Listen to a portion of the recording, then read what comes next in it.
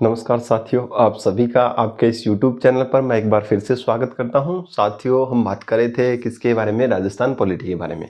और राजस्थान पॉलिटी में हमने स्टार्ट कर रखा था विधानमंडल। विधानमंडल के अंदर कुछ बातें हमने प्रीवियस वीडियो के अंदर देख ली थी और आज हम जो बाकी बची हुई जो बातें हैं उनको देखने का प्रयास करेंगे। और उम्मीद करूंगा कि इस वीडियो के अंदर मैं आपको पूरा का पूरा जो है विधानमंडल वो कंप्लीट करवाने का पूरा प्रयास करूंगा। और बाकी जो एक वीडियो जो आएगा वो आएगा आज तक जितनी भी 16 विधानसभाएं रह चुकी है राजस्थान के अंदर, उनमें कौन से अध्यक्ष रहे हैं और उस टाइम कौन से मुख्यमंत्री थे और कितने उनके अंदर संख्याएं थी, इसके बारे में अपन एक अलग से सेपरेट वीडियो में बातें कर लेंगे। तो आज हम बात कर रहे हैं 177 धारा तक हम अनुच्छेद तक हमने देख लिया था। आज हम बात करेंगे 178 से। ठीक है, तो आज जिस आर्टिकल की अपन बात कर रहे हैं उसका नाम है 178 नंबर आर्टिकल। दोस्तों, 178 नंबर आर्टिकल क्या बोलता है?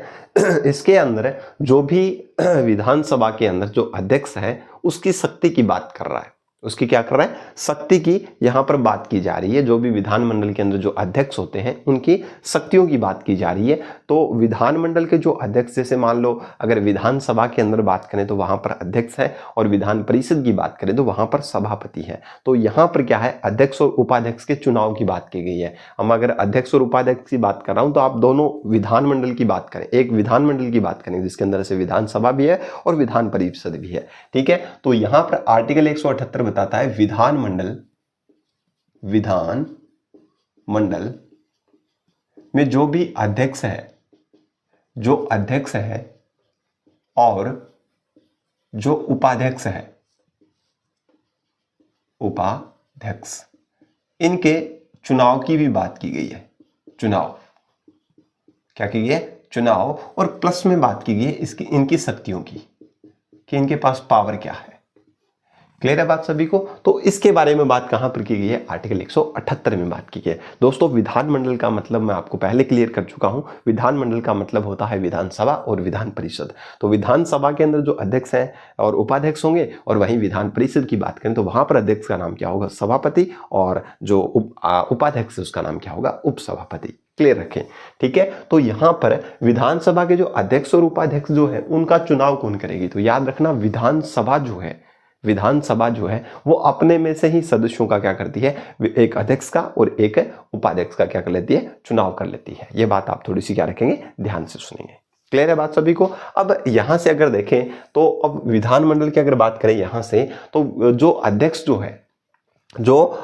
जो है अगर कोई भी सदस्य दल बदल के आधार पर, यानी कि 10वीं अनुसूची के आधार पर कोई भी पार्टी छोड़ करके दूसरी पार्टी को ज्वाइन कर लेता है, ठीक है, अपना दल यानी कि पार्टी को छोड़ करके दूसरे दल में शामिल हो जाता है, तो उस संबंधी जो निर्णय है वो हमेशा अध्यक्ष लेगा। कौन लेगा? अध्यक्ष लेगा। याद रख लोगे, दल बदल संबंधी जो निर्णय है वो कौन लेगा? अध्यक्ष लेगा। ये बात याद रखें। अध्यक्ष की पावर क्या है? जो दल बदल संबंधी जो निर्णय है, संबंधी निर्णय, ये कौन लेगा? तो ये लेंगे अध्यक्ष।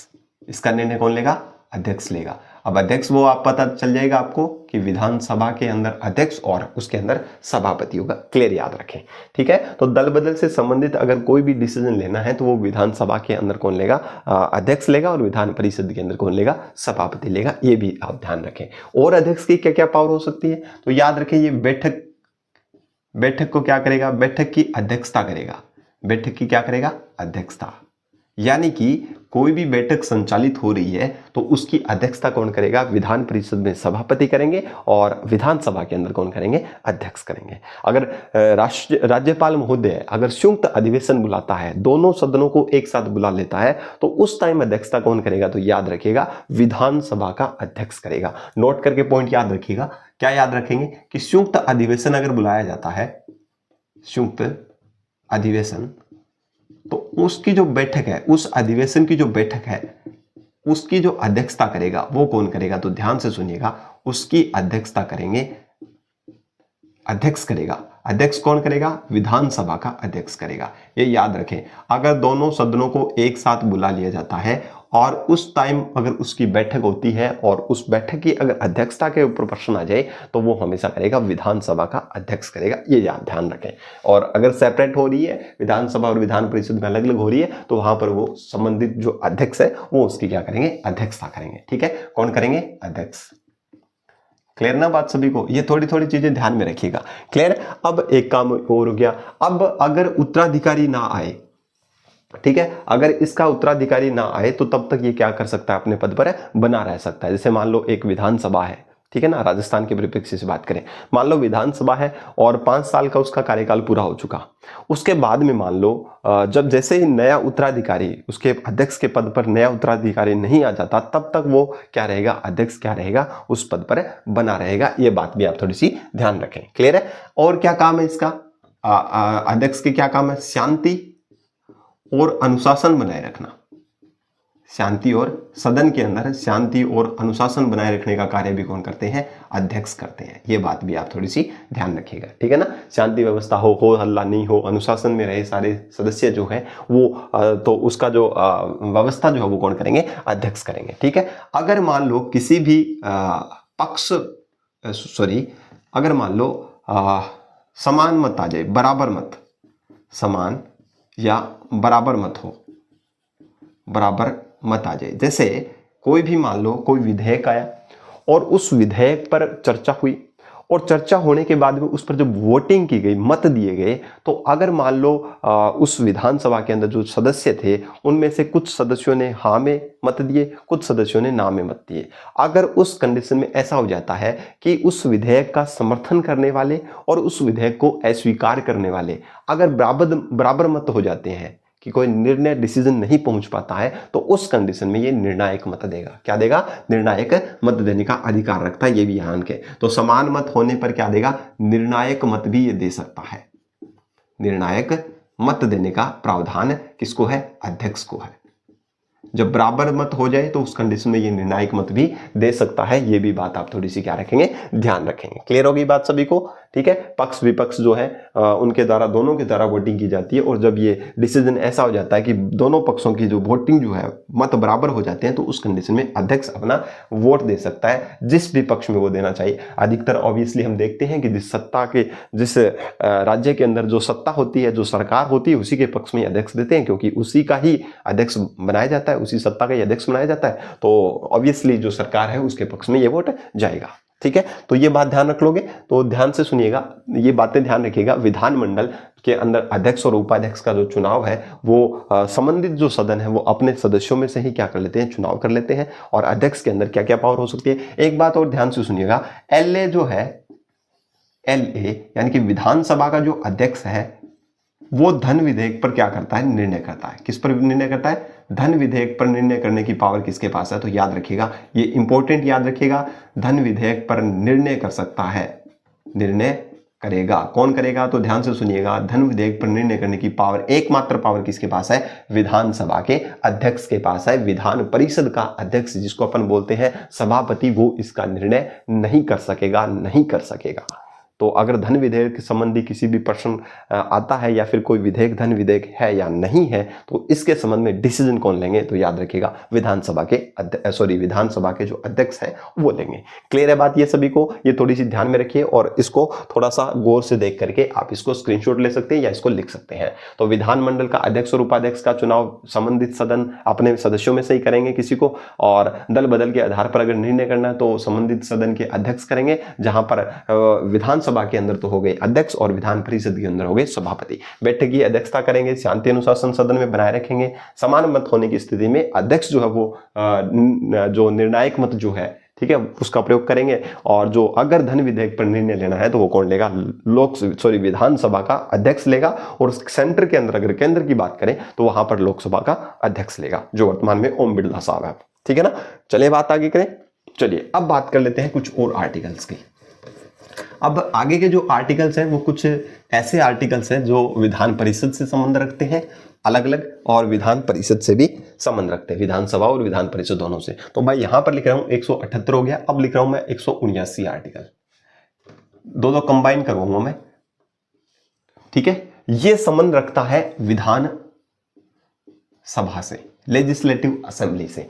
और इसके अंदर जब 4 ऐड कर देंगे, 4 इसके अंदर अगर ऐड कर दिया जाए तो कितना हो जाएगा, 179 के अंदर जब आप 4 ऐड करेंगे तो उस कंडीशन में यहां पर आर्टिकल बन जाएगा कौन सा, शायद आई थिंक 183 बनेगा। ठीक है, 4 ऐड कर दो इसके अंदर 183। तो यहां पर बात की गई है लेजिस्लेटिव काउंसिल की, विधान परिषद की। विधान परिषद के अंदर 183 आर्टिकल बताता है और 179 जो आर्टिकल है वो किसको बताता है, तो वो बताता है किसको, विधान परिषद को। क्लियर है। अब यहां पर क्या बात है, इन आर्टिकलों के अंदर दोनों के अंदर है क्या बात, तो ध्यान से सुनिएगा, मैं दोनों के अंदर बात बता दूंगा आपको। यहां पर है पद रिक्ति की बात की गई है। पद रिक्त होने पर क्या होगा, यहां पर बात की गई है त्याग पत्र, और इसी आर्टिकल में बात की गई है हटाने की, हटाना। जो विधानसभा के अंदर, विधानसभा के का है आर्टिकल 179, विधानसभा के अंदर जो अध्यक्ष है उसके पद रिक्त होने की बात कही गई है, उसके त्यागपत्र की बात की गई है, और उसको हटाने की बात कहां पर की गई है, आर्टिकल 179 में की गई है। 4 इसके अंदर ऐड कर देंगे तो वहीं पर ये सेम की सेम बातें विधान परिषद के लिए कही गई है। तो यहां पर भी मैं लिख रहा हूं, क्या लिखेंगे, सबसे पहले पद रिक्ति, पद रिक्त कैसे होगा इनका। दूसरी बात, इनका त्याग पत्र, ये त्याग पत्र किसको दे सकते हैं। तीसरी बात, हटाना। ये तीनों बात जैसी विधानसभा में है वैसा ही 4 जोड़ करके आर्टिकल 183 हो जाता है विधान परिषद के लिए। दोस्तों ध्यान से सुनिएगा, पद रिक्त कब हो सकता है, अगर कोई भी अध्यक्ष या उपाध्यक्ष की बात करें, अगर वो विधानसभा का सदस्य नहीं रहता है तो उसका पद रिक्त मान लिया जाएगा। ठीक है ना, विधानसभा का सदस्य नहीं रहता है तो उसका पद रिक्त मान लिया जाएगा। और उसकी उम्र मैंने आपको बताई थी, यहां पर 25 वर्ष होनी चाहिए मिनिमम। ठीक है, यहां 30 वर्ष होनी चाहिए मिनिमम। अगर कोई भी सदस्य किसी कारण से विधान परिषद का अध्यक्ष नहीं रहता है, मतलब सभापति या उपसभापति नहीं रहता है, तो उसका पद रिक्त माना जाएगा। तो ध्यान से सुनिएगा, यहां पर पद रिक्ति के संबंध में याद रखिएगा, LA यानी कि विधानसभा का किसी भी कारण से सदस्य नहीं रहता है, सदस्य न रहे, कोई भी कारण हो सकता है, अगर वो किसी भी कारण से विधानसभा का अगर सदस्य नहीं है तो वो निश्चित तौर पर उसका पद क्या माना जाएगा, रिक्त माना जाएगा। किसका, अध्यक्ष का, उपाध्यक्ष की बात कर रहे हैं। ठीक है, क्लियर है बात सभी को। तो ये बात थोड़ी सी आप क्या रखिएगा, ध्यान रखिएगा। ये किसके संबंध में, अध्यक्ष और उपाध्यक्ष के संबंध में बात कर रहा हूं। किसकी बात कर रहा हूं, अध्यक्ष की और उपाध्यक्ष की। तो अध्यक्ष और उपाध्यक्ष को पद से हटाना, ठीक है ना, पद से हटाना, त्याग पत्र, इनकी बात की जा रही है आर्टिकल 179 में विधानसभा के लिए, और वहीं 4 ऐड कर दोगे तो 183 विधान परिषद के अंदर बात करेगा। क्लियर है। तो अगर वो विधानसभा का अगर सदस्य नहीं रहता है तो उसका पद रिक्त मान लिया जाएगा। ठीक है, अब आइए त्याग पत्र। अगर आपके सामने 2 कंडीशंस हैं, अध्यक्ष और उपाध्यक्ष की, दोनों की बात कर रहा है, तो विधानसभा के अंदर अध्यक्ष होगा, और अध्यक्ष जो है तो यहां पर याद रखिए, अध्यक्ष जो है वो त्याग पत्र किसको देंगे, तो याद रखिएगा अध्यक्ष देंगे किसको, उपाध्यक्ष को, उपाध्यक्ष को त्याग पत्र दे देंगे। ठीक है ना, ये बात ध्यान रखें कि अध्यक्ष त्याग पत्र किसको देंगे, उपाध्यक्ष को देंगे।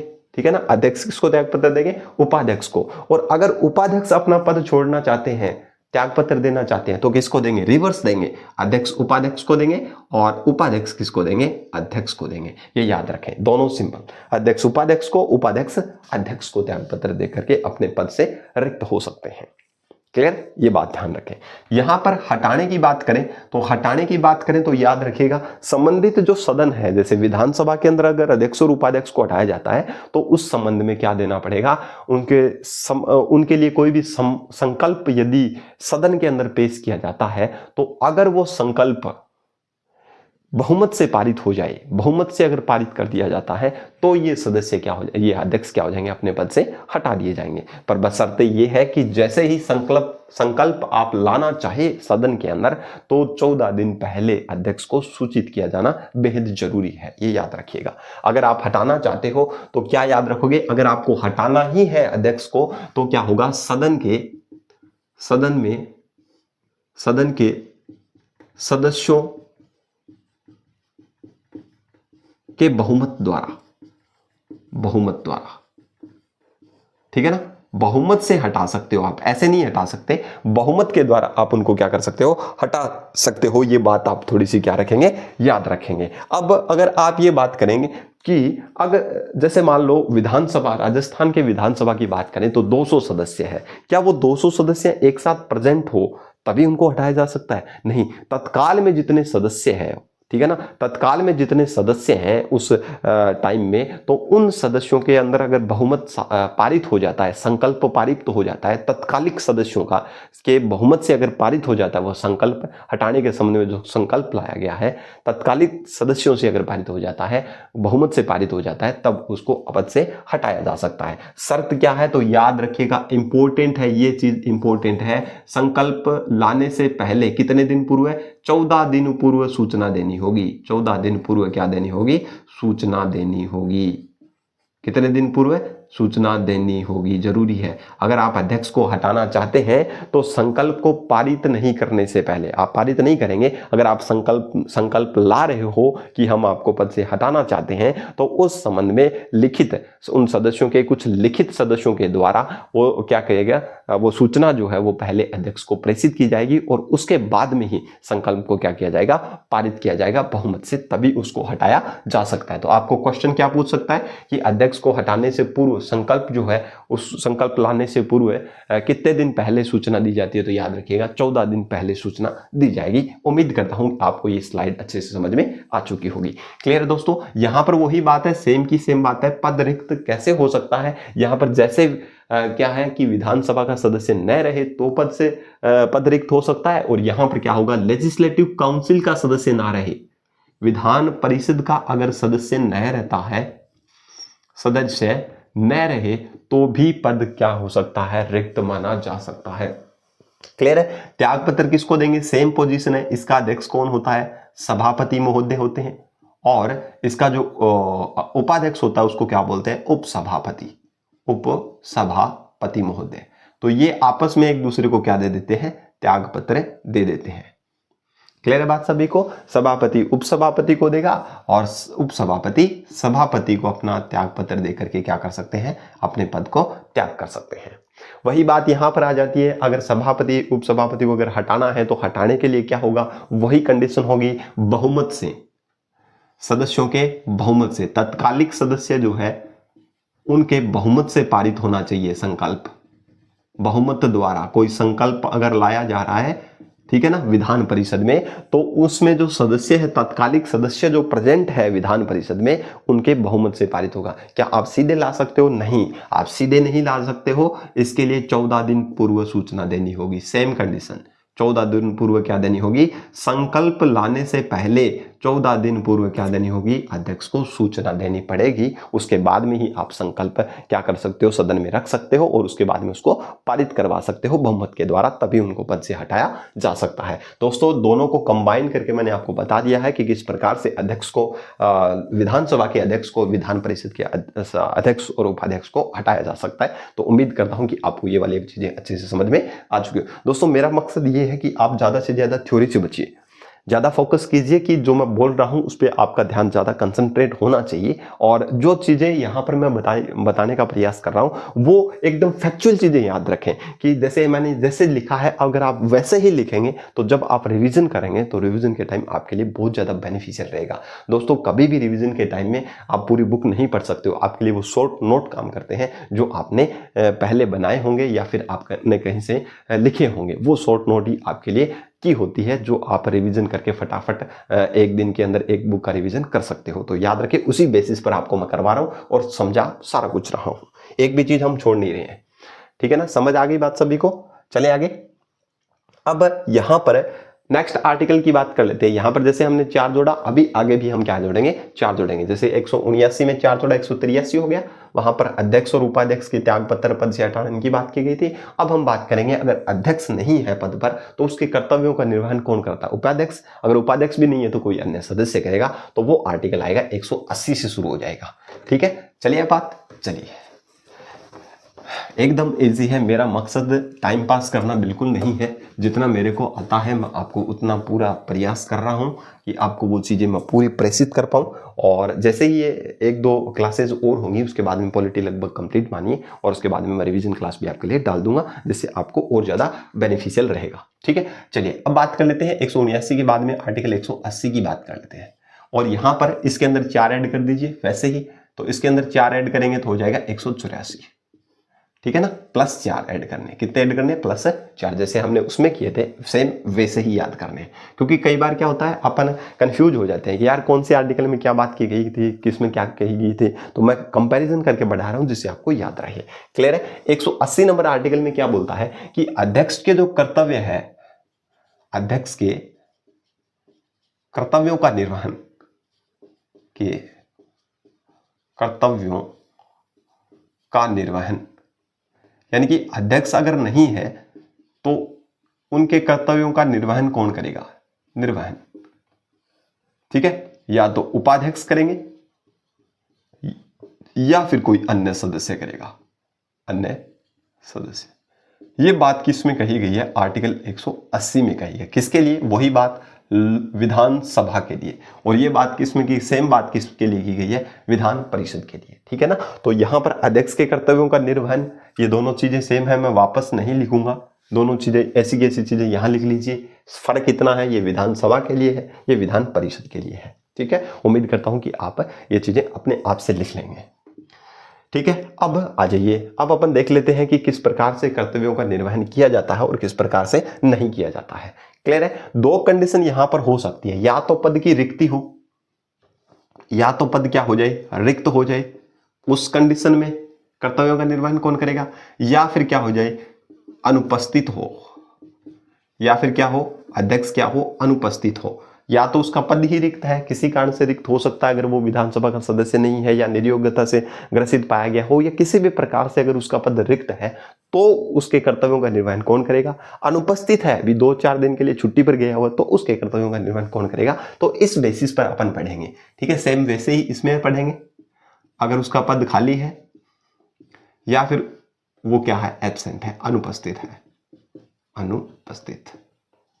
दोस्तों ध्यान से सुनिएगा, इन दोनों चीजों में थोड़ा सा माइनर फर्क है, थोड़ा सा माइनर फर्क है, वो मैं बताने का पूरा प्रयास कर रहा हूं। तो सुनिए दोस्तों, रिक्त अगर हो जाएगा, तो अगर मान लीजिए अध्यक्ष का पद रिक्त है, अध्यक्ष क्या है, नहीं है, अध्यक्ष पद क्या है, रिक्त है, मेरी बात गौर से सुनिएगा दोस्तों, ये रिक्त है, तो उसके कर्तव्यों का निर्वहन कौन करेगा, उपाध्यक्ष करेगा। कौन करेगा, उपाध्यक्ष जो है वो कर्तव्य का क्या करेगा, निर्वहन करेगा।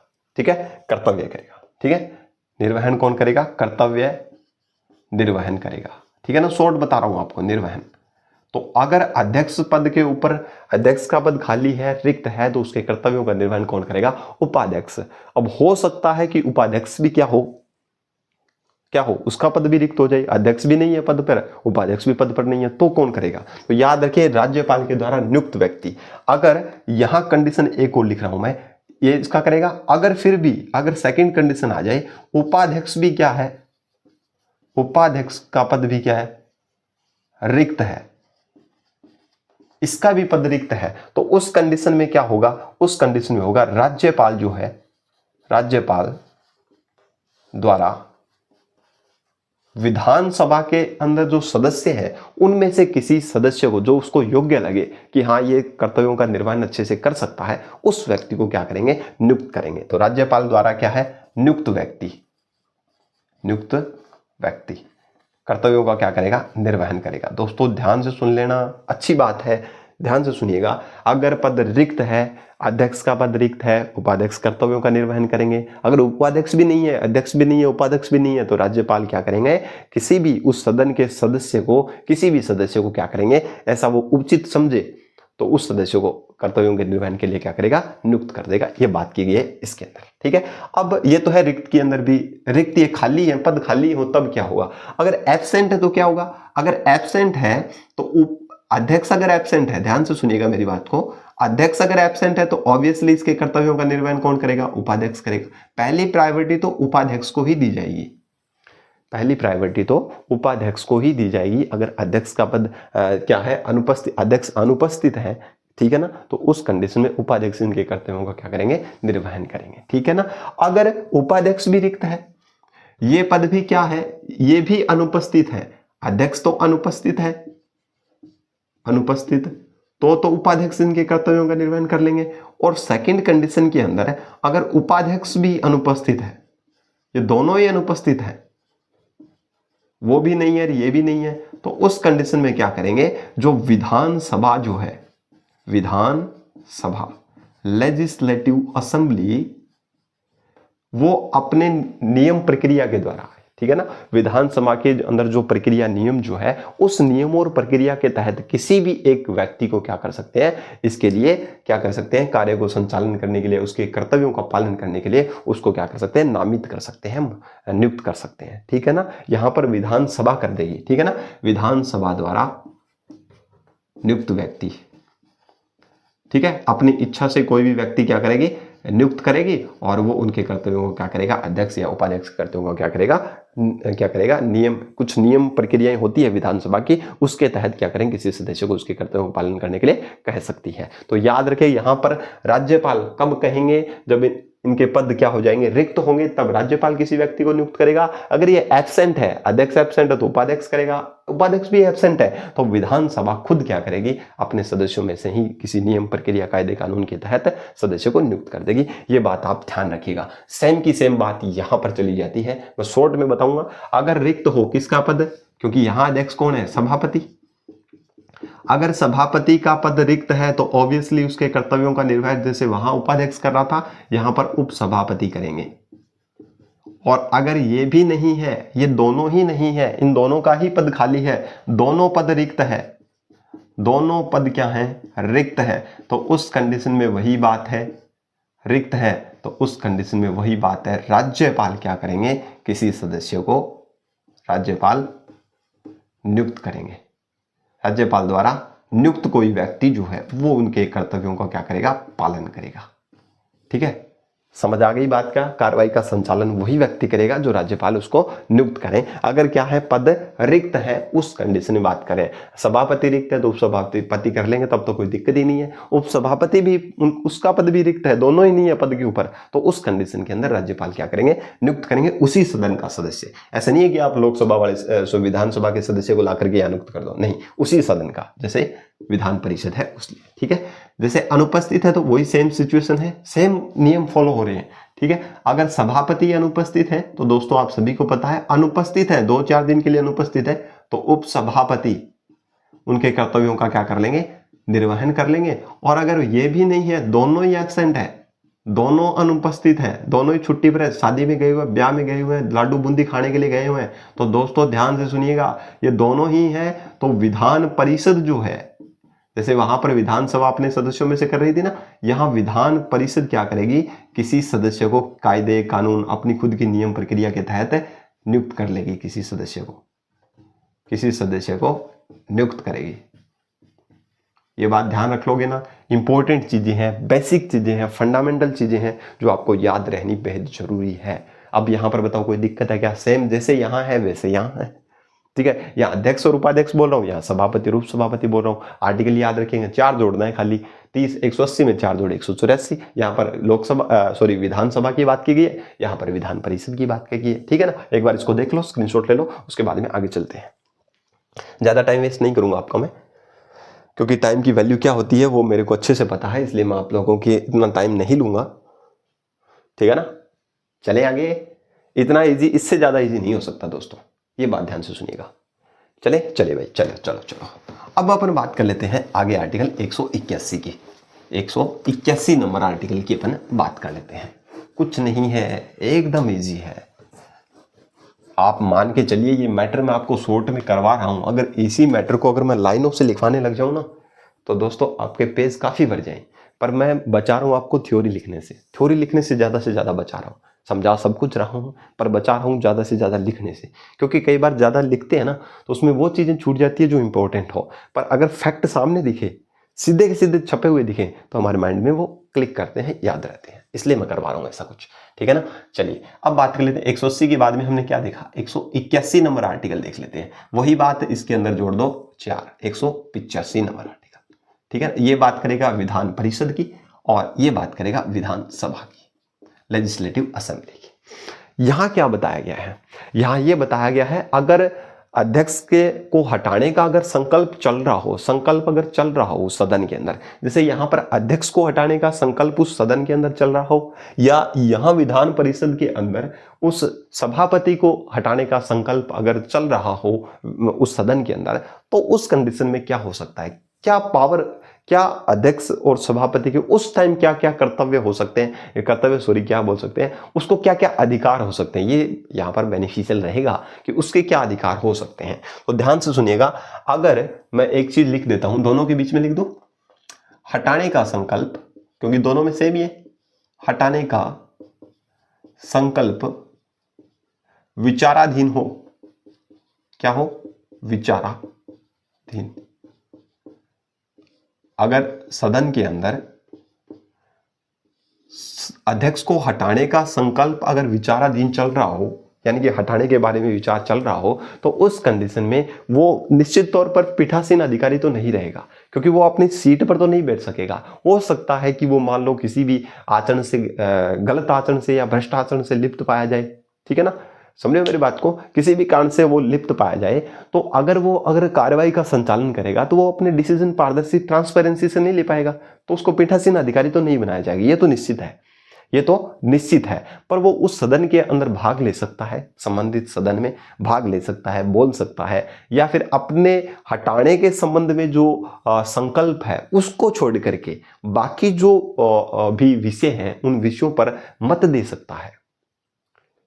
और निर्णायक मत अगर आ गया तो उस कंडीशन में वो निर्णायक मत का प्रयोग अब नहीं कर सकेगा। जब वो पीठासीन अधिकारी था, यानी कि अध्यक्ष के पद पर था, सभापति के पद पर था, तब तो वो निर्णायक मत ले सकता था, बराबर मत होने की कंडीशन में अपना वोट दे सकता था। पर अगर ऐसी कंडीशन आ जाए कि निर्णायक मत हो, दोनों के अंदर क्या हो, एक जैसे वोट आ जाए, उस कंडीशन के अंदर भाई साहब वो निर्णायक मत का प्रयोग तो नहीं कर पाएगा, क्योंकि अब उसको हटाने का संकल्प चल रहा है, तो उस कंडीशन में वो पीठासीन अधिकारी के तौर पर काम नहीं कर पाएगा। ये इसके अंदर ये बताया गया है। तो आर्टिकल 181 के अंदर विधानसभा की बात की गई है और 185 के अंदर इसकी बात की है विधान परिषद के हटाने। ये सेम बात यहाँ और सेम बात वहां की गई है। क्लियर है? तो क्या क्या कंडीशन हो सकती है, तो ध्यान से सुनिएगा। आर्टिकल 100 ये बताता है यहाँ पर ये क्या नहीं रहेगा, पीठासीन अधिकारी नहीं रहेगा, पीठासीन नहीं रहेगा, पीठासीन नहीं रहेगा, ये ध्यान रखें, पीठासीन नहीं रहेगा, ये ध्यान रखें, पीठासीन नहीं रहेगा, ये बात ध्यान रखें, ठीक है ना। ये आर्टिकल 181 में बताई है, सेम वही यहां पर बताइए, पीठासीन नहीं रहेगा। आप दोनों को कंबाइन कर लेना, ठीक है, मैं एक साथ ही एक बार लिख दूंगा, ठीक है। यहां पर अध्यक्ष नहीं रहेगा, वहां पर सभापति नहीं रहेगा, ठीक है। अब और क्या क्या चीजें कंडीशन हो सकती है, तो ध्यान से सुनिएगा। अगर कोई भी विषय के संबंध में कार्रवाई चल रही है, उस सदन के अंदर कोई कार्रवाई चल रही है, बैठक चल रही है, कार्रवाई चल रही है, तो उस कार्यवाही में चल रही हो, तो उस कंडीशन में कार्यवाही के संबंध में इसके पास 3 अधिकार हो सकते हैं।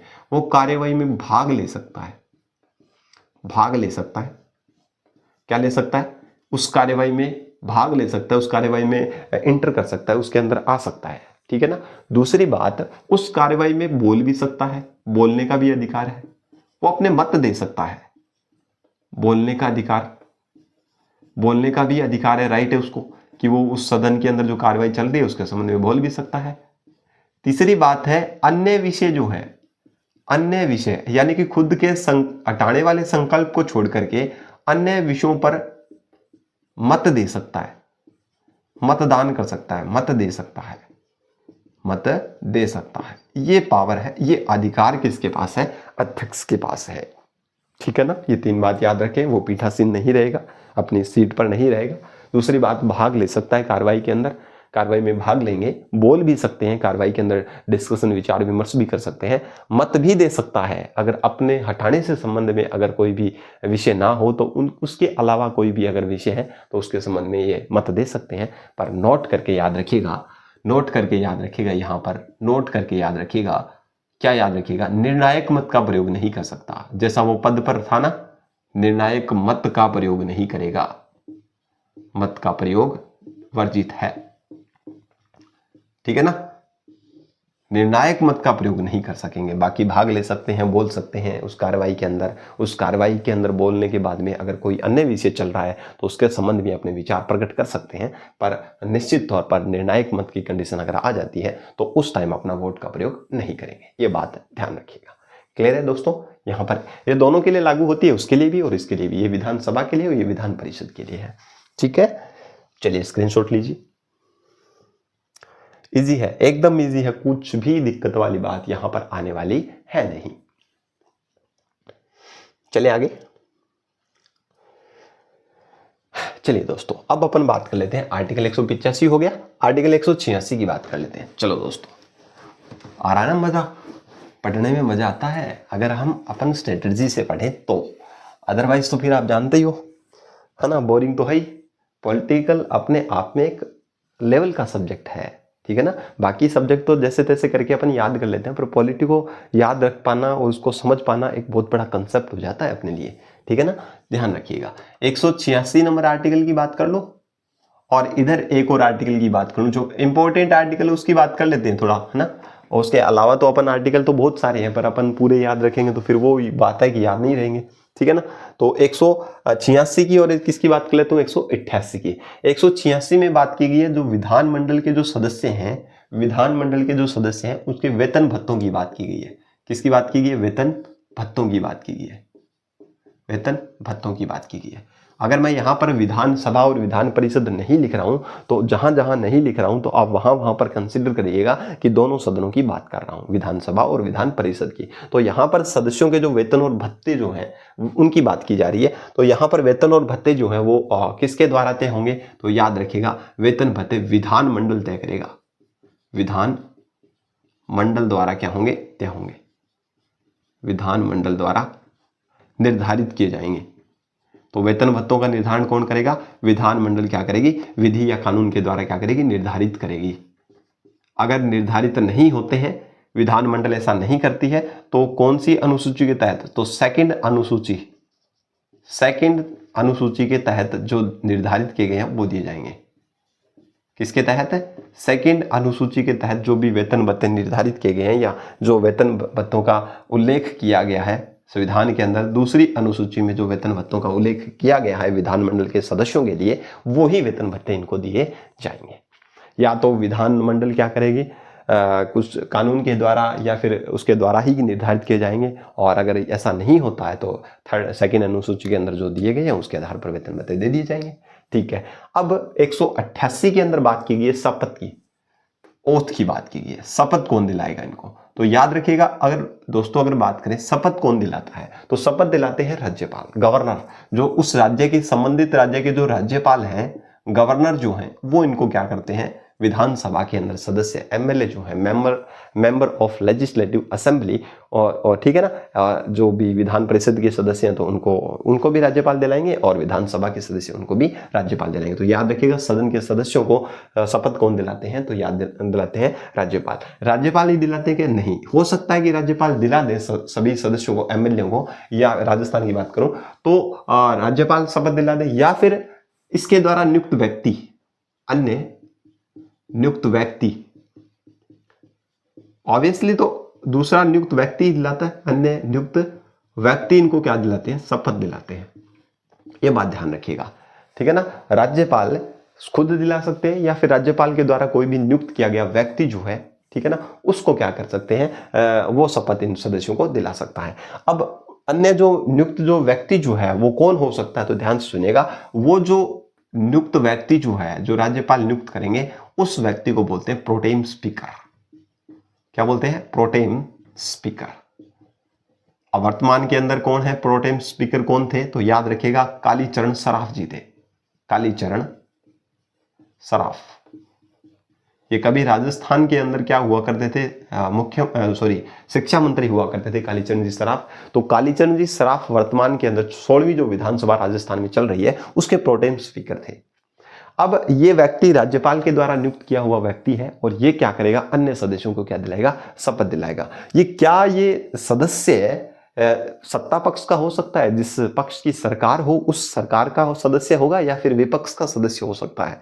किसी दूसरी पार्टी का सदस्य हो सकता है। दोस्तों याद रखिएगा, पार्टी कोई भी हो, फर्क नहीं पड़ता इस चीज से। फर्क इस चीज से पड़ता है कि वो वरिष्ठ सदस्य होना चाहिए, उम्र में बड़ा होना चाहिए, उम्र अधिक आयु का व्यक्ति वरिष्ठ सदस्य जो होगा, चाहे वो सत्ताधारी पक्ष का हो या फिर विपक्ष का हो, किसी भी पक्ष का सदस्य हो, जो वरिष्ठ सदस्य जो होगा उसी को ही प्रोटेम स्पीकर क्या किया जाएगा, नियुक्त किया जाएगा। सबसे पहले प्रोटेम स्पीकर हमारे राजस्थान के अंदर संग्राम सिंह जी थे, वो अपन बात आगे वाली वीडियो में कर लेंगे, तो मैं बता रहा हूं। अब वर्तमान के अंदर जो थे उनके अंदर 16वीं विधानसभा में जो प्रोटेम स्पीकर जो नियुक्त किए गए राज्यपाल के द्वारा, वो थे कालीचरण जी सराफ। ये प्रोटेम स्पीकर क्या काम करेगा, ये काम करेगा जो भी सदस्य चुनकर ये आए हैं, जो भी विधानसभा के अंदर चुनकर आए हैं सदस्य, उन सदस्यों को क्या करेंगे, शपथ दिलाने का काम करेंगे प्रोटेम स्पीकर। क्लियर ना बात सभी को? तो ये बात भी आप थोड़ी सी ध्यान रखिएगा। ये बता दिया मैंने, प्रोटेम स्पीकर कौन हो सकता है, चाहे सत्ता दल का हो चाहे विपक्ष का, जो पार्टी का जो सदस्य है, जो वरिष्ठ सदस्य है। वरिष्ठ सदस्य का मतलब यहाँ पर ये ध्यान रखिएगा, यहाँ पर वरिष्ठ सदस्य से मतलब है कि जिसकी उम्र ज्यादा हो, जो ज्यादा एज का हो। जितने भी एमएलए चुन करके आए हैं उनमें से सबसे ज्यादा उम्र का जो व्यक्ति है उसको ही प्रोटेम स्पीकर नियुक्त किया जाता है। और वर्तमान के अंदर जो थे वो कौन थे, प्रोटेम स्पीकर कालीचरण जी सराफ थी। सबसे युवा जो विधायक जो थे हमारे आज वर्तमान के अंदर जो 16वीं विधानसभा है उसके अंदर माना जाता है, किसको माना जाता है, तो आप सभी जानते हो, एकदम युवा दबंग आदमी जिसको अपन बोलते हैं, क्या बोलते हैं, रविंद्र सिंह भाटी। भाटी साहब को सबसे युवा जो विधायक जो है वो भाटी साहब है, रविंद्र सिंह भाटी। अपने आप में काफी रुतबा है उनका, ठीक है। चलिए ये बात ध्यान से सुनेंगे, प्रोटेम स्पीकर कौन है, कालीचरण जी सराफ है।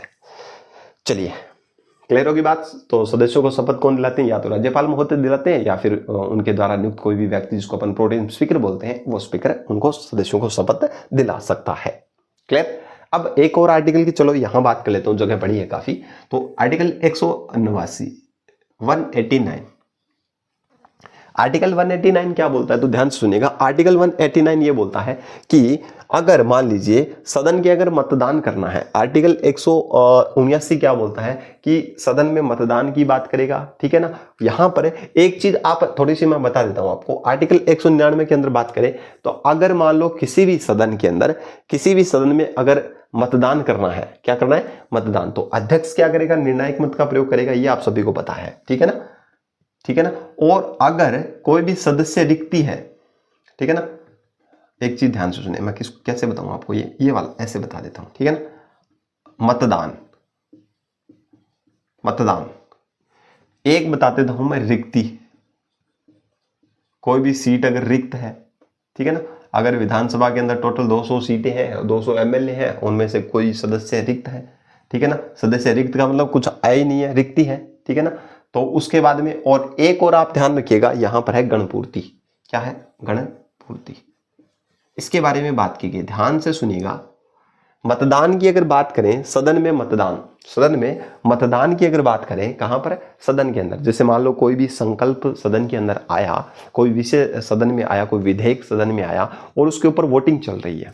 उस वोटिंग चल रही है, तो मैंने अभी आपको बताया कि वोटिंग चल रही है, ठीक बात है। तो उसके अंदर जो वोटिंग चल रही है उसके अंदर जो निर्णायक मत है, ठीक है, मतदान बराबर हो गए तो निर्णायक मत कौन देगा, तो याद रखिए कौन देगा, तो अध्यक्ष देगा। मतदान अगर बराबर है तो निर्णायक मत का प्रयोग कौन करेगा, तो आपको मैंने पहले बता चुका हूं, कौन करेगा, तो अध्यक्ष करेगा। ये बात यहां पर की गई, ठीक है। एक बात की गई रिक्ति, अगर सदस्य क्या है वहां पर कम है, ठीक है ना, वहां पर क्या है, सदन के अंदर जो सदस्यों की कुछ रिक्ति है, तो उस कंडीशन में अगर कोई कार्रवाई हो रही है, क्या वो विधि मान्य होगी, ऑब्वियसली होगी, ठीक है ना। ऐसा नहीं है कि मान लो कोई व्यक्ति, कोई एमएलए जो है वो क्या है, उस सदन के अंदर है ही नहीं, उस सदन में है ही नहीं, तो उस कंडीशन में, ये दोनों की बात कर रहा हूं मैं, अपन विधानसभा को लेकर चल रहे हैं। अगर उस सदन के अंदर अगर सदस्य हैं, उनमें से कुछ सदस्य एब्सेंट भी है और उस दौरान अगर कोई भी कार्रवाई की जा रही है या उसके ऊपर कोई भी किसी भी विधेयक पर या संकल्प पर विचार विमर्श किया जा रहा है, कार्रवाई की जा रही है, क्या वो कार्रवाई विधि सम्मत होगी, हाँ, वो कानूनी रूप से मान्य होगी। ऐसा नहीं है कि कुछ सदस्य नहीं है तो वो भाई कानूनी रूप से मान्य नहीं है। तो याद रखिएगा, ये रिक्ति है किसकी, सदस्यों की। अगर रिक्ति है, सदस्य नहीं है उसके अंदर, तो कार्यवाही विधि मान्य होगी। कार्रवाई क्या होगी, विधि मान्य होगी, विधि मान्य होगी। कब होगी, जब सदस्यों के पद कुछ क्या है, खाली है, ठीक है, या फिर वो आए नहीं है, तो उस कंडीशन में जो कार्रवाई होगी वो मान्य होगी। गणपूर्ति का मतलब है कोरम। गणपूर्ति का मतलब क्या है? कोरम। यानी कि कोरम का मतलब है अगर मान लो उस सदन के अंदर टोटल जो सीट है उन सीटों का 1/10 सदस्य उपस्थित होने जरूरी है उस बैठक के अंदर। कितने सदस्य चाहिए? तो ये कोरम याद रखिएगा, 1/10 सदस्य। किसका? कुल सदस्यों का। किसका? जो भी उस सदन के अंदर कुल सदस्य हैं, दोनों की बात कर रहा हूं मैं, विधानसभा और विधान परिषद की, तो कुल सदस्यों का कितना होना चाहिए? 1/10 सदस्य उस बैठक के अंदर या उस कार्रवाई में भाग लेना जरूरी है। अन्यथा क्या होगा? अध्यक्ष जो है, उस सदन का जो अध्यक्ष है, वो बैठक को स्थगित कर सकता है। अन्यथा क्या हो जाएगा? अन्यथा अध्यक्ष जो है वो बैठक को क्या कर देगा? स्थगित कर देगा। अध्यक्ष बैठक क्या कर देगा? स्थगित कर देगा। स्थगित करने का मतलब पोस्टपोन कर देगा, स्थगित कर देगा, कुछ टाइम के लिए स्थगित कर देगा। ठीक है ना, जब तक कोरम पूरा ना हो जाए। ठीक है ना, 1/10 सदस्य होने जरूरी है कुल सदस्यों का। जैसे अगर मैं बात करूं राजस्थान के अंदर बात करूं तो दोस्तों कुल सदस्य राजस्थान के अंदर विधानसभा में कितने हैं? तो 200 सदस्य हैं। इसका 1/10 कितना हो गया? 1/10 निकाल लीजिए, कितना हो गया? 20 सदस्य। यानी कि कोरम या गणपूर्ति के लिए उस सदन के अंदर कम से कम 20 सदस्य राजस्थान के अंदर अगर होंगे उस सदन के अंदर, तभी वो कार्यवाही आगे बढ़ाई जा सकती है। अन्यथा अध्यक्ष के पास ये पावर है कि वो उस बैठक को क्या कर देगा? स्थगित कर देगा। ये उम्मीद करता हूं कि आपको ये वाली चीज अच्छे से समझ में आ चुकी है। देखिए दोस्तों, 186 के अंदर वेतन भत्तों की बात की गई थी। वेतन भत्ते विधानसभा निर्धारित करेगी या फिर दूसरी अनुसूची के आधार पर जो भी है, दूसरी अनुसूची के आधार पर जो भी निर्धारित किया गया है उसके आधार पर वेतन भत्ते मिलेंगे। नेक्स्ट बात करें 88 शपथ कौन दिलाएगा? तो शपथ दिलाएंगे राज्यपाल या उनके द्वारा नियुक्त जो व्यक्ति है, जिनको अपन प्रोटेम स्पीकर बोलते हैं। ये पक्ष या विपक्ष दोनों का हो सकता है। ठीक है ना, जो भी वरिष्ठ व्यक्ति जो होगा उसको ही नियुक्त किया जाएगा। ठीक है ना, चलिए वो ही सदस्यों को क्या करवाएगा?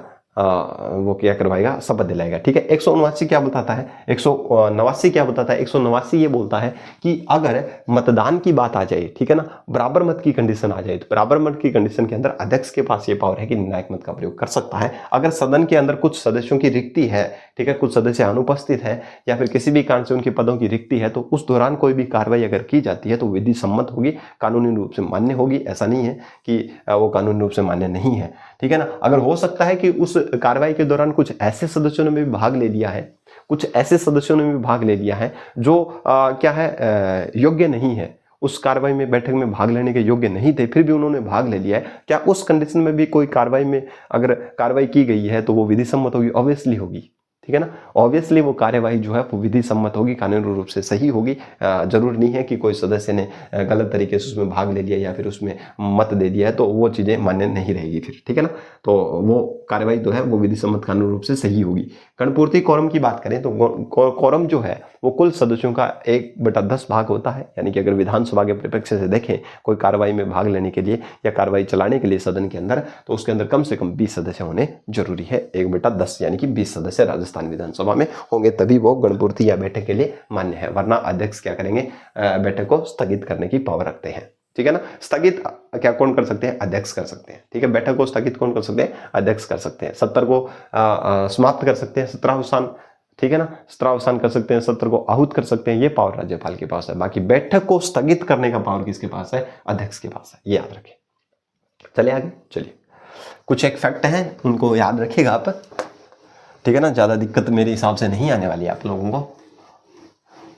उम्मीद कर रहा हूं कि आपको सारी एक एक चीजें मैं बता दूं, फिर भी हो सकता है कुछ एक चीजें मेरे से स्लिप हो जाए, पर मैं छोड़ूंगा तो नहीं। ये तो बात आप कन्फर्मली याद रखिएगा। तो एक चीज ध्यान से सुनिएगा, 190 आर्टिकल की बात कर लो। चलो 190 नंबर आर्टिकल की बात कर लेता हूं इधर, और एक इधर बात कर लेता हूं 191 नंबर आर्टिकल। दोस्तों 190 और 191, देखिए दोस्तों मैं एक चीज आपको बता देना चाहता हूं। इस विधानमंडल वाले पोर्शन में अगर आपको आर्टिकल याद नहीं रहे ना तो आप छोड़ सकते हो, स्किप कर सकते हो, पर इसके अंदर जो बातें हैं उनको स्किप नहीं करोगे। ये याद रखें, क्योंकि आजकल जो ट्रेंड बना हुआ है उसके अंदर फैक्ट वाले क्वेश्चन ना पूछ करके थ्योरेटिकल पार्ट पूछा जा रहा है। ये इसके अंदर आर्टिकल नहीं पूछ रहा है आजकल क्या पूछ रहा है? इसके अंदर क्या क्या चीजें लिखी हुई है उनको अब लाइनों के थ्रू देगा, 4 लाइनें देगा, उनमें पूछेगा कौन सी गलत है, इनमें से ए ब सही है या फिर क्या क्या सही है, ऐसे क्वेश्चन आते हैं। तो आर्टिकल याद रहे तो अच्छी बात है, ना रहे तो और भी अच्छी बात है। आप इनके अंदर वाली चीजें हैं उनको याद रखिएगा। ठीक है ना, लाइनों के अंदर अगर क्वेश्चन आए तो वो आपका गलत नहीं होना चाहिए, ये ध्यान रखिएगा। ठीक है, अब अगर मान लो स्थान रिक्त हो जाए, स्थान क्या हो जाए? रिक्त हो जाए। स्थान रिक्त कब होगा? सदस्यों का स्थान कब रिक्त हो जाएगा? सदस्य जो है उसके अंदर उनका स्थान कब रिक्त माना जाएगा, ठीक है ना। विधानमंडल के अंदर जो सदस्य हैं उनका स्थान रिक्त कब हो जाएगा, ये बात आप थोड़ी सी क्या रखें, ध्यान रखें। अब कब हो जाएगा, तो याद रखें अगर कोई भी सदस्य दोनों सदनों में चुन लिया जाए, दोनों सदनों का सदस्य नहीं रहेगा, दोनों सदन का सदस्य नहीं होगा, ठीक है। स्थान रिक्त होना, कब स्थान रिक्त हो जाएगा, तो याद रखिए दोनों सदन का सदस्य नहीं होगा, दोनों सदन का सदस्य नहीं होगा। बता देता हूं मैं, नहीं होगा। कोई भी सदस्य दोनों सदन का सदस्य नहीं हो सकता। जैसे कोई भी सदस्य मान लो विधानसभा में चुन करके आ गया, अब ये नहीं होगा कि विधानसभा का सदस्य रह सकता है और उसके साथ साथ ही विधान परिषद का सदस्य हो, ऐसा पॉसिबल नहीं है। या तो वो विधानसभा का सदस्य रहे या विधान परिषद का सदस्य रहे, इन दोनों में से किसी एक सदन का सदस्य होगा। अदरवाइज दोनों सदन का सदस्य है तो वो क्या हो जाएगा, उसका पद रिक्त मान लिया जाएगा, या फिर वो पद छोड़े। एक बात तो होनी चाहिए कि कोई एक पद सदन का पद छोड़ना पड़ेगा, वरना तो वो पद खाली हो जाएगा, ठीक है। अब दूसरी बात और कही गई है इसके अंदर, दो या दो से अधिक राज्य, दो या दो से अधिक राज्य जो है, राज्य विधानमंडल का सदस्य नहीं होगा, विधान मंडलों का सदस्य नहीं होगा, का सदस्य नहीं होगा, वरना उसका पद खाली हो जाएगा। पद क्या हो जाएगा, उसका स्थान रिक्त होना, रिक्त होने की बात की गई है। जैसे मान लो राजस्थान विधानसभा का कोई सदस्य है और वो ऐसे नहीं हो सकता कि आप दूसरे राज्य के अंदर, जैसे झारखंड है, मध्य प्रदेश है, महाराष्ट्र है, कोई दूसरे राज्य, कोई भी राज्य है, उसकी विधानसभा के भी जाकर के सदस्य बन जाए, ऐसा पॉसिबल नहीं, ऐसा पॉसिबल नहीं है। क्योंकि कोई भी सदस्य है वो केवल एक ही राज्य के अंदर एक सदन का सदस्य होगा, दोनों सदनों का भी नहीं होगा। दो अगर अलग राज्य हैं उनका विधानमंडल का भी सदस्य एक साथ नहीं रह सकता, दो या दो से अधिक राज्यों के विधानमंडल का सदस्य एक साथ नहीं रह पाएगा, ये बात की गई है, ठीक है। और पद कैसे रिक्त हो सकता है, अगर वो सदस्य क्या हो जाए, निर्हर्त हो जाए, क्या हो जाए, निर्हर्त। अगर वो सदस्य क्या हो जाए, निर्हर्त हो जाए, ठीक है, क्या हो जाए, निर्हर्त, अयोग्य घोषित हो जाए, निर्हर्त हो, ठीक है ना, किसी भी कारण से क्या आ जाए, अयोग्य हो जाए, उस सदन का सदस्य होने के लिए क्या हो जाए, अयोग्य हो जाए, तो उसका पद खाली हो सकता है, ठीक है। 3 कंडीशन याद रख लेंगे, दोनों सदन का सदस्य नहीं होगा, 2 से अधिक राज्यों के विधानमंडल का सदस्य नहीं होगा, अगर वो निर्हर्त है तो भी उसका पद खाली हो जाएगा, ठीक है। या फिर वो त्याग पत्र दे दे, यहाँ पर लिख रहा हूं मैं, या वो क्या दे दे, अपने पद से त्याग पत्र दे, त्याग पत्र देने पर भी उसका पद खाली हो जाएगा। नेक्स्ट बात, लास्ट जो बात है वो याद रखें, अगर वो किसी भी बैठक के अंदर लगातार कंटिन्यू लगातार 60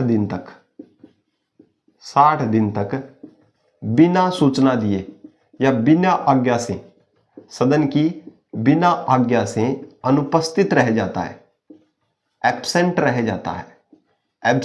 जाता है, तो भी वो क्या करेगा, उस सदस्य को पद छोड़ना पड़ेगा, वो रिक्त हो जाएगा उसका पद।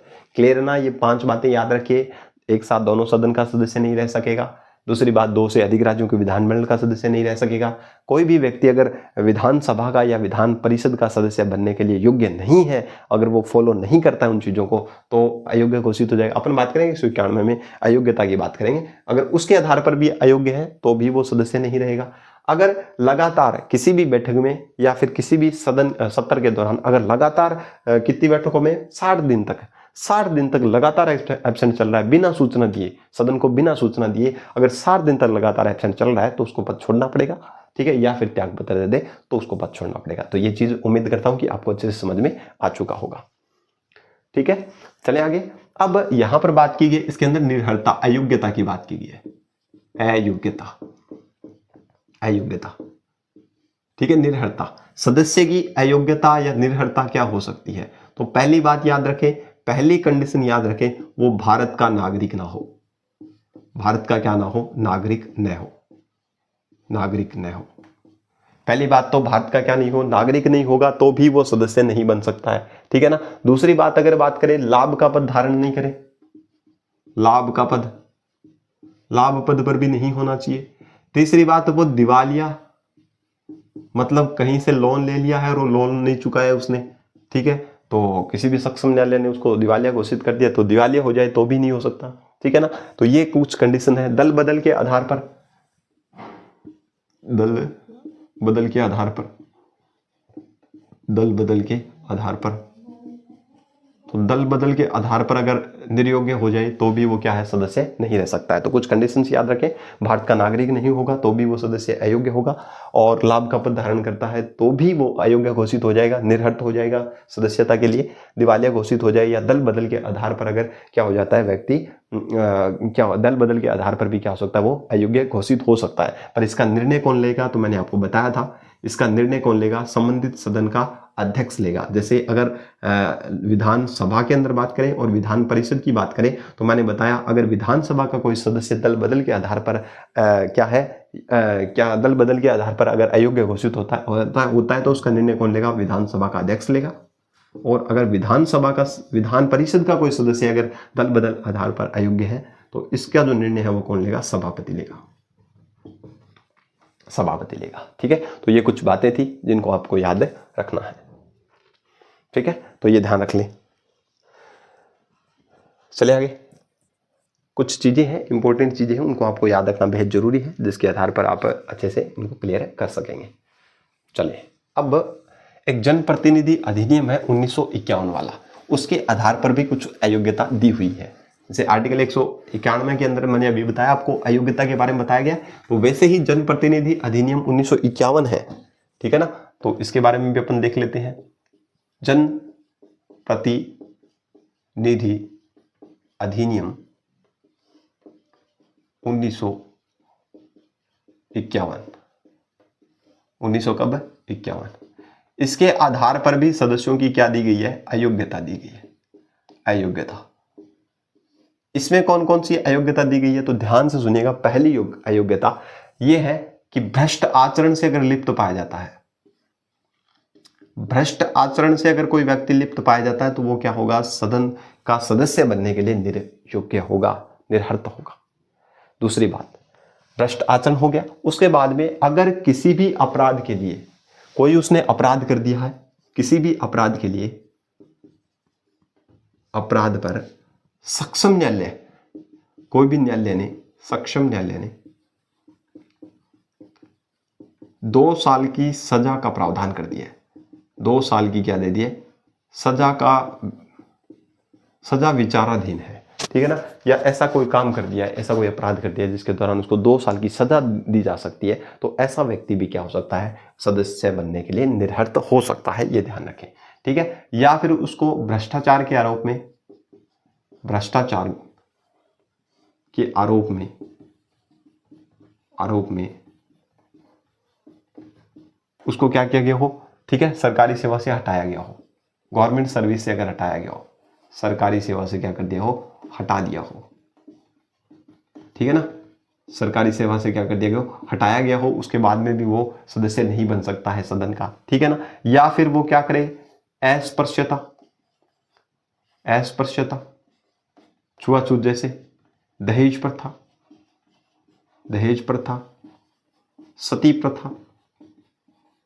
सती प्रथा, बाल विवाह, ऐसे कुछ कुरीतियां जो है, ठीक है ना, ऐसे कुछ कुरीतियां उनको बढ़ावा दे रहा हो, उनको क्या कर रहा हो, समर्थन कर रहा हो, या फिर उनको बढ़ावा दे रहा हो, तो भी वो व्यक्ति क्या होगा, इसके लिए अयोग्य माना जाएगा। ये बोलता है जनप्रतिनिधि अधिनियम 1951। क्या बोलता है, अगर कोई व्यक्ति भ्रष्टाचार से लिप्त है तो वो सदन का सदस्य नहीं बन सकता। अगर अपराध है, किसी भी अपराध के लिए, किसी भी व्यक्तिगत अपराध के लिए उसको किसी भी कोर्ट ने, न्यायालय ने क्या कर दिया हो, 2 साल की सजा देने का विचार चल रहा हो, तो वो भी अयोग्य है। ठीक है, या 2 साल की सजा पा चुका हो तो भी अयोग्य है। भ्रष्टाचार के आरोप में सरकारी सेवा से अगर उसको हटा दिया गया हो भ्रष्टाचारी सूत्र लेते हुए, तो भी वो अयोग्य है। अस्पृश्यता, दहेज प्रथा या सती प्रथा, ठीक है, डायन प्रथा जैसी कुरीतियां जो है समाज के अंदर, जो प्राचीन जो कुरीतियां थी, उनका अगर वो बढ़ावा दे रहा है, उनको समर्थन कर रहा है, तो वो सदस्य नहीं रहेगा। ठीक है ना, ये बात आप थोड़ी सी क्या रखेंगे, ध्यान रखेंगे। ठीक है, क्लियर हो गई बात क्या, ये आप ध्यान रखेंगे। आर्टिकल 191 में आपको निर्भरता बता दी। दूसरी बात है 192 के अंदर जो सदस्यों की निर्भरता जो है, सदस्य निर्भरता, संबंधी पर्सन अगर उठता है, संबंधी पर्सन पर निर्णय कौन लेगा, निर्णय अगर कोई व्यक्ति निर्हर्त है, अयोग्य है सदन का सदस्य बनने के लिए, इसका निर्णय कौन करेगा, तो याद रखिएगा इसका निर्णय करेगा राज्यपाल। और राज्यपाल को सलाह किसकी चाहिएगी, तो ये सलाह लेते हैं state election commission, state election commission यानी कि राज्य निर्वाचन आयोग की सलाह से उस व्यक्ति को निर्हर्त घोषित कर दिया जाएगा। किसके द्वारा, राज्यपाल के द्वारा। तो मैंने आपको बताया था अगर दल बदल के आधार पर कोई व्यक्ति अगर अयोग्य घोषित होता है तो उसका निर्णय कौन करते हैं, उस सदन के अध्यक्ष करते हैं। जैसे लोकसभा के अंदर तो विधानसभा में तो अध्यक्ष करेंगे और विधान परिषद में सभापति करेंगे। और अगर किसी भी अयोग्यता से ग्रसित पाया जाता है और उससे संबंधित कोई निर्णय करना है तो वो राज्यपाल करेंगे, दल बदल को छोड़ करके। ठीक है, और क्या राज्यपाल सीधे करेंगे, नहीं, ये स्टेट इलेक्शन कमीशन यानी कि राज्य निर्वाचन आयोग की सलाह से उस व्यक्ति को क्या करेंगे, निर्हर्त घोषित करेंगे। ये ध्यान रखें। ठीक है दोस्तों, ये आप दोनों चीजें ध्यान रख लीजिए। अब बात करें 194 आर्टिकल। ठीक है ना, कुछ एक दो आर्टिकल और देख लेते हैं, उसके बाद में अपन आगे वाले वीडियो में देखेंगे। ठीक है ना, काफी लंबा वीडियो हो जाएगा तो इतना ज्यादा बड़ा वीडियो भी फिर आपको दिक्कत करेगा ना। चलिए, जनप्रतिनिधि अधिनियम।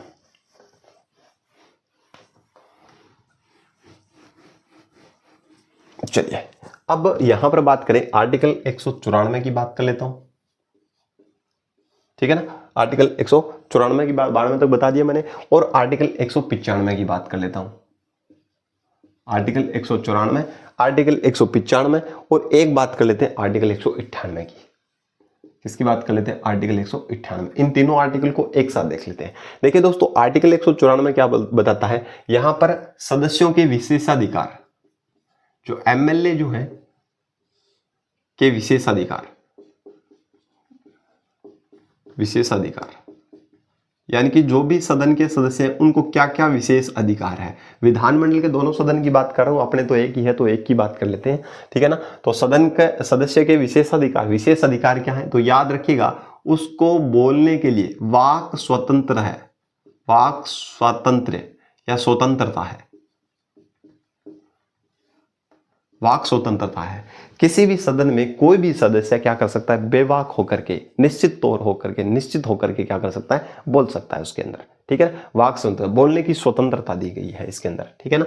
नेक्स्ट बात है, किसी भी बात के लिए अगर वो बोलता है, कोई भी बात अगर वो सदन के अंदर सदस्य कह देता है तो उस बात के लिए उसको न्यायालय में गलत नहीं ठहराया जा सकता है। तो सदस्य के द्वारा कही गई बात के लिए न्यायालय में विवाद नहीं लाया जाएगा या फिर वाद नहीं लाया जाएगा। तो कही गई सदस्य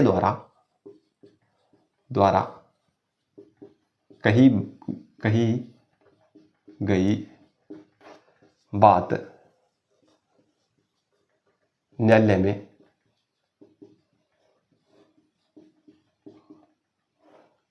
वाद नहीं होगा, वाद नहीं लाया जाएगा। ठीक है ना। सदन के दौरान किसी भी मुद्दे पर अगर सदस्य ने बात कर दी, कोई भी बात कर दी, हो सकता है वो पक्ष में करे, हो सकता है वो विपक्ष में करे, तो उसकी कही गई बात के लिए न्यायालय के अंदर किसी प्रकार की चुनौती उसको नहीं दी जाएगी। ये सदस्यों की योग्यताएं, विशेष अधिकार है। उनको भी कुछ स्पेशल अधिकार दिए गए हैं जिनके अंदर दो ही याद रखें आप, उनको बोलने की स्वतंत्रता है सदन के अंदर। ठीक है ना। और अगर कोई भी बात उन्होंने बोल दी, ठीक है ना, सदन के अंदर, ठीक है ना, तो उस बोली हुई बात के लिए, उनकी कही गई बात के लिए किसी विधेयक पर पक्ष या विपक्ष के अंदर जो भी कही गई बात है उनके लिए न्यायालय के अंदर उनको चुनौती नहीं दी जाएगी। ये विधि सम्मत होंगे। ऐसा नहीं है कि न्यायालय के अंदर पकड़ के ले जाओ और कह दो भी इसको सजा दे दो, ऐसा कुछ पॉसिबल नहीं होगा। ये बात याद रखें। ठीक है। अब इसके अंदर वेतन भत्तों की बात की गई है 195 में। तो वेतन भत्ते वही है। वेतन भत्ते कौन निर्धारित करेगा, तो आप ध्यान रखें, वेतन भत्ते विधानमंडल निर्धारित करेगी। किसके द्वारा, विधानमंडल के द्वारा। एक सदन है तो विधानसभा करेगी और दोनों सदन है तो मिलकर के कर लेंगे, विधानमंडल द्वारा निर्धारित किए जाएंगे। ठीक है ना। ये 195 आर्टिकल में बताया गया है। ठीक है। अब धन विधेयक पर विशेष प्रक्रिया, ठीक है ना, ये बात कहां पर की गई है, 198 धन विधेयक पर विशेष प्रक्रिया, यानी कि कोई भी विधेयक धन विधेयक है या नहीं है, इसका निर्णय कौन करेंगे, तो मैंने आपको बताया था विधानसभा का अध्यक्ष ही करेगा, विधान परिषद का अध्यक्ष नहीं करेगा। ये ध्यान रखें। तो किसी भी विधेयक को धन विधेयक है या नहीं है उसका निर्णय कौन करेगा, तो उसका निर्णय करेगा कौन है, विधानसभा का अध्यक्ष करेगा। प्रक्रिया क्या हो सकती है, अगर मान लो पहली बात तो इसका निर्णय कौन करेगा, धन विधेयक का निर्णय कौन करेगा? तो याद रखिए विधानसभा का अध्यक्ष करेगा। मैं एक शॉर्ट पॉइंट लिख रहा हूं, अध्यक्ष निर्णय करेगा। निर्णय कौन करेगा धन विधेयक का? तो याद रखिएगा कौन करेगा? विधानसभा का अध्यक्ष करेगा। ठीक है, होगी बात। अब उसके बाद में जैसे ही धन विधेयक विधानसभा में रखा जाएगा, पहले धन विधेयक जो है वो विधानसभा में ही रखा जाता है, ठीक है ना, विधानसभा में ही रखा जाता है राज्यपाल की पूर्व अनुमति से। ठीक है, अगर विधानसभा के अंदर कोई धन विधेयक लाया गया है, अध्यक्ष उस पर निर्णय कर लेगा। अध्यक्ष क्या करेगा? निर्णय तो करेगा ही करेगा, प्लस वो हस्ताक्षर भी करेगा और हस्ताक्षर करके उसको प्रमाणित भी करेगा, प्रमाण सहित उस पर प्रश्नांकित कर देगा कि ये प्रमाणित किया जाता है अध्यक्ष के द्वारा कि ये विधेयक धन विधेयक है, और उसके बाद में ही राज्यपाल के पास उसको भेजा जाएगा। ठीक है ना, तो ये ध्यान रखें। अब यहां से अगर बात करें तो धन विधेयक हो गया। अगर धन विधेयक प्रक्रिया क्या हो सकती है? लोकसभा से, सॉरी विधानसभा से किस में जाता है? विधान परिषद में। किसके लिए जाता है? विधान परिषद में समर्थन के लिए जाता है। तो विधान परिषद क्या करेगी? उस विधेयक पर, उस धन विधेयक पर कुछ सिफारिशें दे सकती है, कुछ सिफारिशें देगी। ठीक है ना, कि इसके अंदर ये कर दो, इसमें ये संशोधन कर दो, इसमें ये चीजें सही है, इसमें ये चीजें, मतलब कोई भी सिफारिशें दे सकती है। तो वो नॉर्मल फॉर्मेलिटी ही है। विधानसभा जो है वो विधान परिषद की सिफारिशों को मानने के लिए पूर्णतः बाध्य नहीं है। हो सकता है कि विधानसभा उसकी बात को मान ले, विधान परिषद वाली को, हो सकता है वो पूरी तरीके से खारिज कर दे, तो उसका फर्क नहीं पड़ता। चाहे विधान परिषद ने उसको स्वीकार किया हो, उसको स्वीकार नहीं किया हो, उस पर सहमति दी हो, नहीं दी हो, उसकी सिफारिशें दी गई हो, माना नहीं जाए, तो इसका कोई फर्क नहीं पड़ता। केवल फॉर्मेलिटी के लिए विधान परिषद में भेजा जाता है। ठीक है ना, तो याद रखिए जब कोई भी धन विधेयक किसमें, कहां से? विधानसभा से कहां चला जाता है? विधान परिषद में। तो याद रखिएगा 14 दिन के भीतर, कितने दिन में, ये क्वेश्चन पूछा जा सकता है, 14 दिन के भीतर, 14 दिन के अंदर वापस लौटाना होगा। किसको? वापस लौटाना होगा, उस धन विधेयक को वापस लौटाना होगा। किसको? विधानसभा को। अगर वापस नहीं लौटाती है 14 दिन के अंदर, तो विधानसभा जो है वो उस विधेयक को पारित मान लेगी। जैसा उसने विधान परिषद में भेजा था उसको उसी रूप में ही पारित मान लेगी। ये ध्यान रखिएगा। तो 14 दिन तक, ये बस ये याद रखें, बाकी तो इसका कोई फॉर्मेलिटी है। विधान परिषद की राय मानने के लिए या इसकी सिफारिश मानने के लिए विधानसभा किसी प्रकार से बाधित नहीं है। वो इसकी सिफारिश जो अगर मान ले इन्होंने कुछ सिफारिश कर दी विधान परिषद ने, तो वो विधानसभा मान भी सकती है, कुछ सिफारिशों को मान सकती है, कुछ को खारिज कर सकती है, या फिर एक भी ना माने, सारी कोई खारिज कर दे कि हम नहीं मानेंगे भाई, तो भी वो धन विधेयक जो है वो पारित मान लिया जाएगा। ठीक है ना। अब पारित होने के बाद में अब कहाँ जाएगा, तो ये ध्यान रखें। ठीक है, फिर उसके बाद में राज्यपाल के पास जाता है, राज्यपाल जो है उसके ऊपर स्वीकृति देंगे। ठीक है ना, तो ये वाली बात है वहां पर बताई गई है, तो ध्यान से सुनिएगा। तो ये चीज आप थोड़ी सी ध्यान रखेगा कि धन विधेयक पर जो निर्णय है वो कौन करेंगे? विधानसभा के अध्यक्ष करेंगे। केंद्र के अंदर लोकसभा अध्यक्ष करते हैं, ठीक है, विधानसभा के अध्यक्ष करेंगे। और जैसे ही ये विधेयक जो है वो विधान परिषद के अंदर समर्थन के लिए या उसको क्या है अनुमोदन के लिए भेजा जाता है, तो उस कंडीशन के अंदर विधान परिषद केवल 14 दिन तक उसको रोक सकती है। 14 दिन के बाद में उसको क्या करना पड़ेगा? विधानसभा को वापस भेजना पड़ेगा। अगर ऐसा नहीं करती है तो उस विधेयक को पारित हुआ, उस दोनों सदनों से पारित हुआ मान लिया जाएगा। ठीक है, ये बात ध्यान रखें। क्लियर होगी बात सभी को? ठीक है, अब मैंने आपको लगभग सारी चीजें बता दी है। ठीक है ना, लगभग सारी चीजें बता दी है। 194 में विशेष अधिकार बताए गए थे सदस्यों का, क्या है? बोलने की स्वतंत्रता है, सदस्य द्वारा कही गई बात को न्यायालय में गलत नहीं ठहराया जाएगा। ठीक है ना, वेतन भत्ते जो है विधानमंडल निर्धारित करेगी। 195 में 198 में कोई भी धन विधेयक है उसके लिए क्या प्रक्रिया रहेगी दोनों सदनों की, उसके बारे में बताया गया है कि दोनों सदन, पहले तो विधानसभा के अंदर ही धन विधेयक रखा जाएगा, निर्णय विधानसभा का अध्यक्ष लेगा, और उसके बाद में उसको पारित करके विधान परिषद में भेजा जाएगा। विधान परिषद उसको 14 दिन तक रोक सकती है, और 14 दिन के बाद में उसको वापस संशोधन सहित या फिर सिफारिशों सहित या बिना सिफारिश के उसको भेजना पड़ेगा। अगर नहीं भेजती है तो दोनों सदनों से पारित मान लिया जाएगा। ठीक है, ये बात है, ध्यान रखें। 198 तक क्लियर होगी बात सभी को? तो ये चीजें आप है, ये प्रक्रिया की बात की। 198 में प्रक्रिया की बात कहां पर की गई है? यहां पर बात की गई है, किसमें? 198 में बात की गई है। ठीक है ना, क्लियर हो जाएगी। तो लगभग अपन ने 198 आर्टिकल देख लिए, 1-2 आर्टिकल और बचे हैं, उनको अपन नेक्स्ट वीडियो में देख लेंगे, ठीक है। तो ज़्यादा लंबा वीडियो हो जाएगा, फिर आपको क्या है कि फिर बोरियत फील होने लग जाएगी। और वैसे भी काफ़ी टाइम हो गया, लगभग 1 घंटे के आसपास क्लास हो गई है, तो काफ़ी है इतनी, तो ठीक है ना। तो नेक्स्ट वीडियो के अंदर अपन बात कर लेंगे, अलग अलग जो विधानसभाएं आज तक रह चुकी है उनकी बात कर लेंगे, और बाकी जो चीज़ें बची हुई है उनको अपन एक वीडियो में कंप्लीट करने का प्रयास करेंगे। तो दोस्तों मैं उम्मीद करता हूँ कि आप सभी अच्छे सेशन, इस सेशन को ज़्यादा से ज़्यादा पसंद कर रहे होंगे। दोस्तों एक चीज़ मैं रिक्वेस्ट करना चाहूँगा आपसे कि अगर आपको ये सेशन शानदार लग रहा है तो दोस्तों ज़्यादा से ज़्यादा लोगों तक इसे शेयर कीजिए और लाइक कीजिए, ठीक है ना। लाइक करने से क्या मोटिवेशन मिलता है, और मोटिवेशन के बदौलत क्या होता है, एक ऐसे नई ऊर्जा सी आ जाती है कि यार एक वीडियो डालें, एक वीडियो डालें, ऐसा होता है, ठीक है ना। ये मोटिवेशन रहता है। तो आप इसमें कंट्रीब्यूशन करें और अपनी तैयारी को अच्छे तरीके से कंटिन्यू रखें, और इसी उम्मीद के साथ कि आप सभी सकुशल होंगे। तब तक के लिए मैं आप सभी से क्या विदा लेना चाहूँगा, और मिलेंगे नेक्स्ट वीडियो में। जय हिंद, जय भारत।